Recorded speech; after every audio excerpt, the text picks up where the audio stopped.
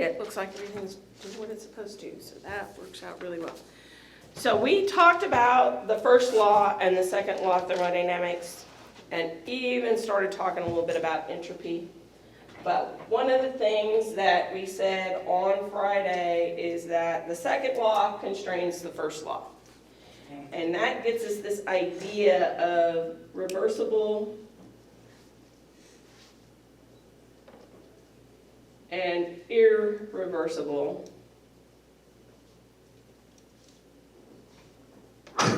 processes. So we have reversible and irreversible processes. So a reversible process is defined as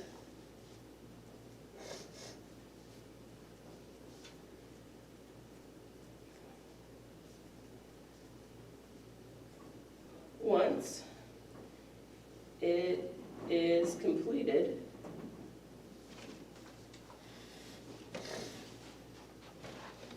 can be performed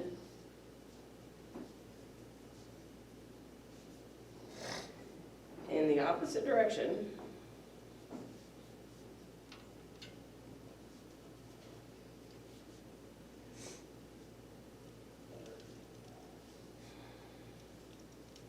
i.e. reversed.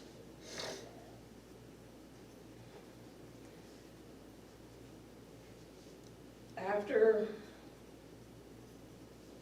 which both the system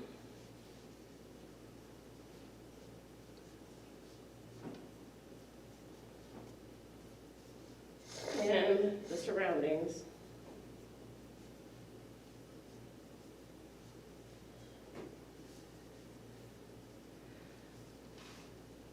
will be returned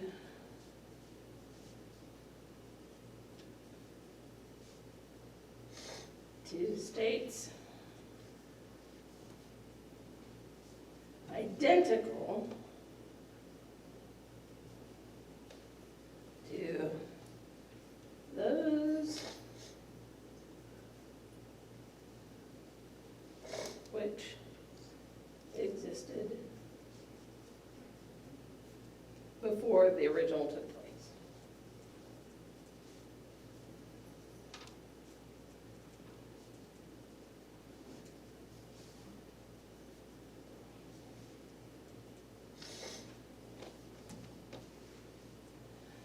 So if we think about what that means,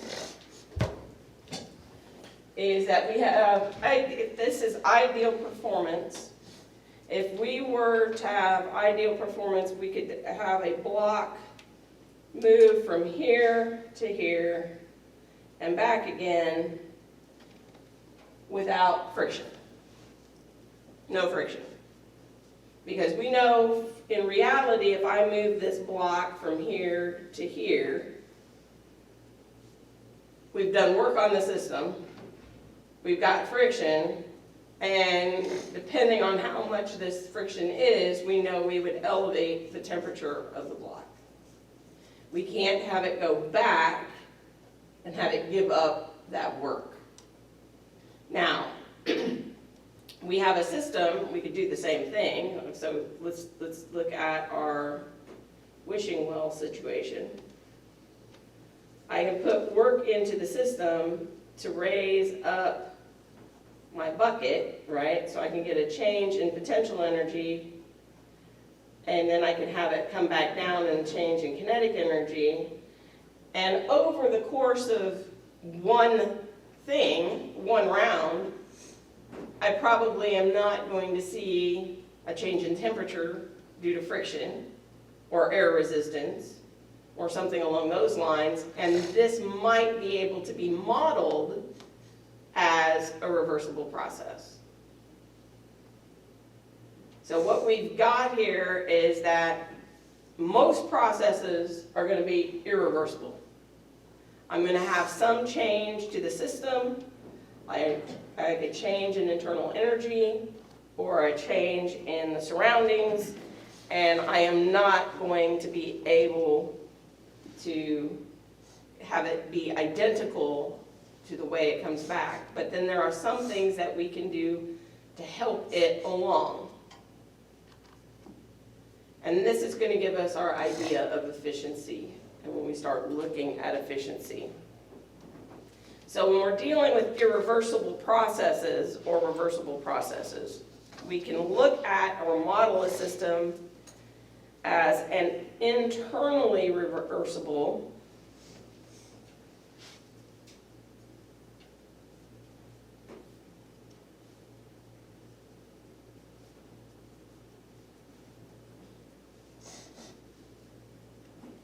and this is a process for which the system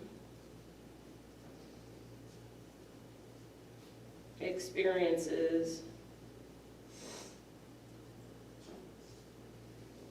a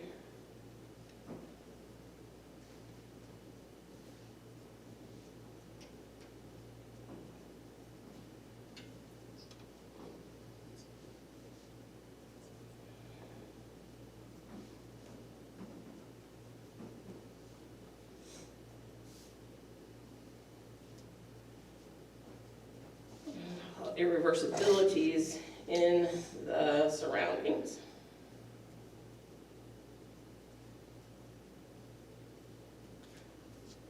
So this one might be looking at the bucket. My bucket, if I raise it from here to here, that's my change in potential energy. And my bucket coming down from here to here, that might be an internally reversible process. But we know we heated up the air. Or if I'm using the crank on my, my wishing well, the shaft might be heating up. So the surroundings are definitely heating up, but I could look at the bucket as a reversible process. An externally reversible process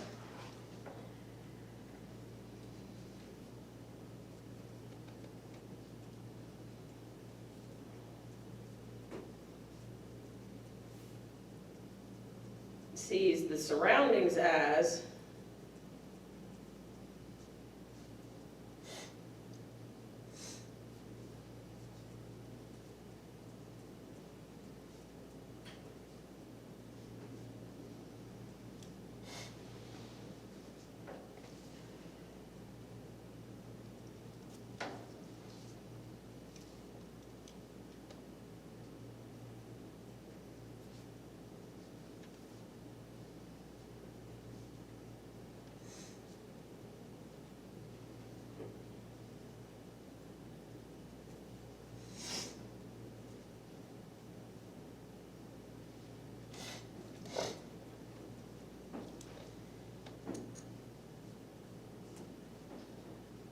so if we look at a system like this, we could think of if I have a big room, and we have a lamp in my big room,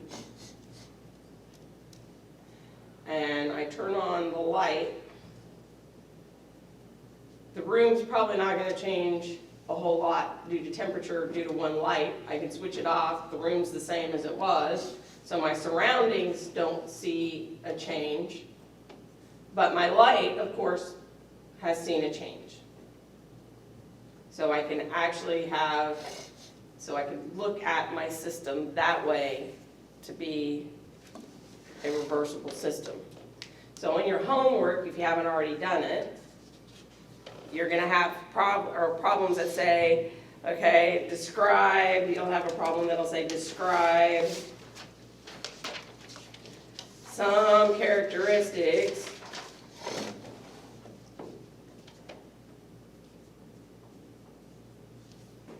that make the following irreversible.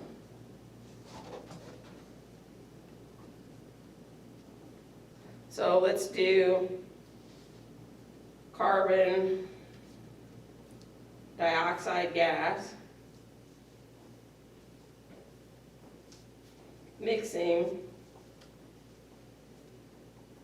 with nitrogen gas.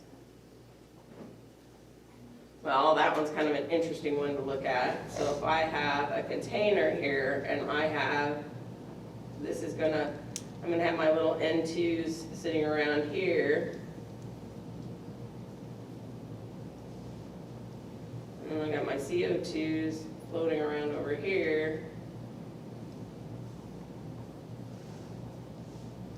And we open up the process.